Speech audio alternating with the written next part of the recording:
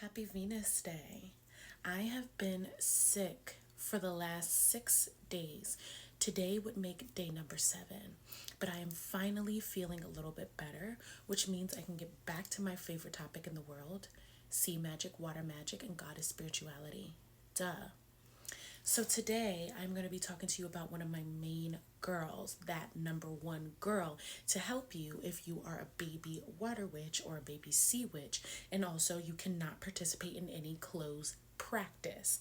Closed practices means you cannot participate in it because you do not have blood or ancestral lineage or something that taps you into that practice. However, archetypes are open for everybody.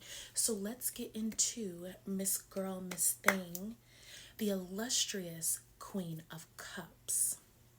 Now, let me just start by prefacing this. A lot of people like to play the girl, our girl, the Queen of Cups, like she is soft, baby, cupcake energy. And let me tell you, disclaimer, she is not. The Queen of Cups archetype is not for the faint of heart. Okay? She is of a different realm than her sister archetypes, which is earth, air, and fire.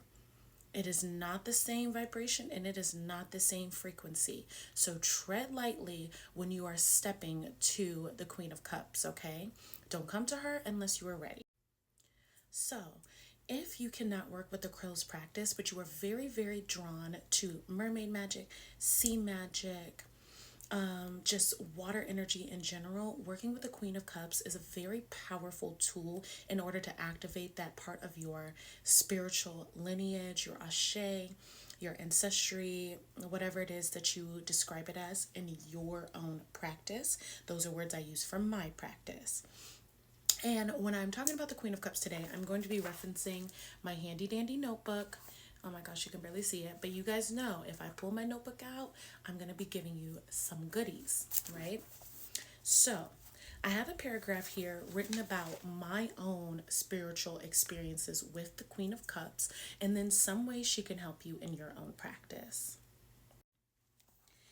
A Queen of Cups is a caring, compassionate woman, very similar to the white water witch archetype that I had mentioned in previous videos from like a few weeks or months ago. Okay, she leads with her heart, which personally I wrote down can be a struggle in romantic and friendship relationships or dynamics because people do tend to take advantage of women who lead from their heart. But trust, leading from your heart is a strength, okay? It is not a weakness. A Queen of Cups carries love, compassion, and emotional wisdom. I should lead from my heart so much that it makes it seem like I am ignoring my common sense. Always keep your enemy confused. The art of war, right? I can embody this energy, or you can embody this energy by meeting people on an emotional level, exhibiting patience, because patience is not just a virtue, it is a strength, it is a spiritual tool. Understanding and unconditional, unwavering emotional support, which is something that the Queen of Cups archetype lends her children or her followers or her embodiers, right? Because the archetypes are something that everybody can embody. It's old, but it's something that we can all learn from. Okay, a Queen of Cups special skills are empathy and being deeply intuitive. So, that's something that I wrote for myself. Let's get into the number one gift I find that Queen of Cups lends her kids.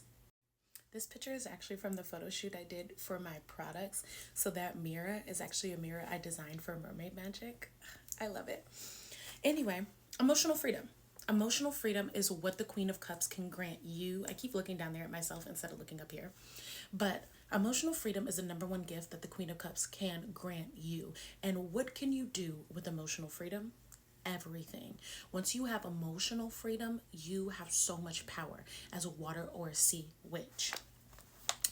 A Queen of Cups woman or femme has done a lot of spiritual work. So that's when I said, hey, Queen of Cups is not for the faint of heart. You have had to done a lot of spiritual work to get to the level of water, right? Because the Queen of Cups is very similar to Saturn and Libra. She has to learn how to cultivate beauty through pain. So that's why glamour magic, love magic and sea magic and water magic all kind of go hand in hand because you have to learn that principle. That's why Libra or Saturn is exalted in Libra, or Libra is exalted in the planet of Saturn. You have to learn how to understand pain and be able to transmute and move through it. That is the principle of water. Okay. She integrates her life lessons fully. They know who they are. They know how to listen to their heart and follow their soul's desire. A Queen of Cups has had plenty of experiences of matters of the heart. A Queen of Cups woman has searched and experienced, moved through breakups and new love, learned about kindness and compassion, and they help others in their journeys of love. And this is number one, self-love, familial love, platonic love, and of course romantic love. And then that could be love of nature, love of music, love of work. It goes on and on. Love is universal. Okay. So next, the Queen of Cups is an intuitive person, right? Who feels everything. And when I say everything, I mean everything, positive and negative. That's why we wear a blue topaz. A Queen of Cups is empathetic and has the ability to tune in to the people they meet and understand them on a deep level. This could either make people very uncomfortable or very, very at ease. This is what I talk about with being the white witch. And of course, the Queen of Cups energy has always been synonymous to being a white witch instead of a dark witch, somebody who illuminates the path for others. That's what I mean by a white witch. Okay. And a Queen of Cups can see people for who they truly are. And either that can be a very liberating experience or that can be a very daunting experience, depending on the person.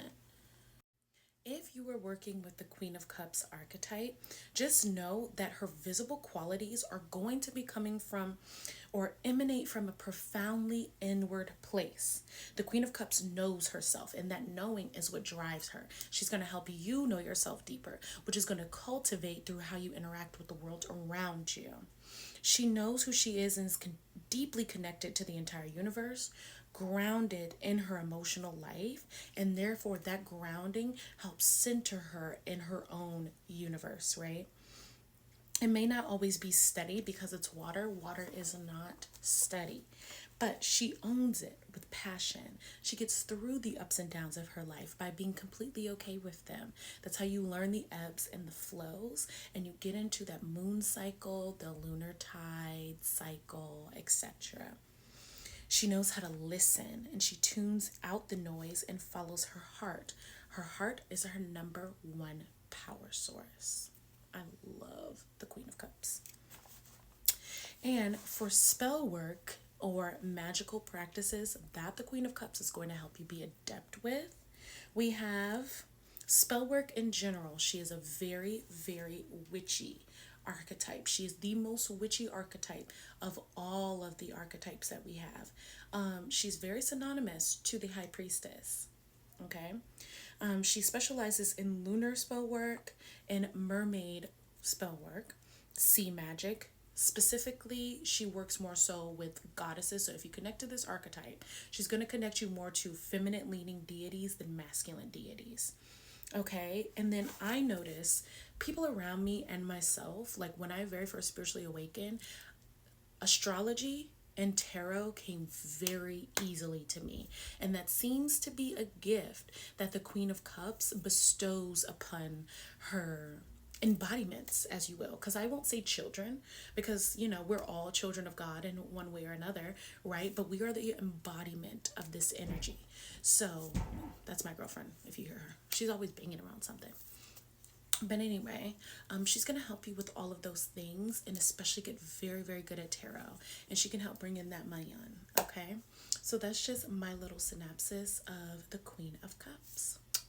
Bye.